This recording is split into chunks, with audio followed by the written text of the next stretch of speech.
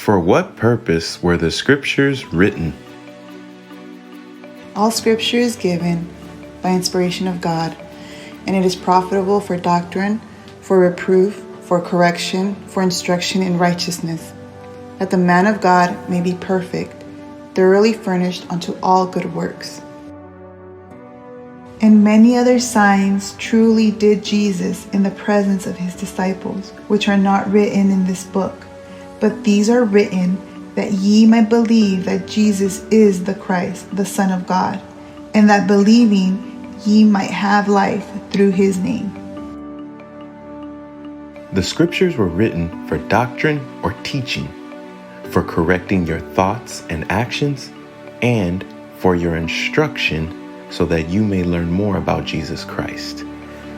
As you learn more about Jesus and his loving character, you'll learn to trust him. And as you learn to trust him, you'll find yourself wanting to do what he asks you to do so that you may have eternal life. Getting the chance to live forever won't be your ultimate goal.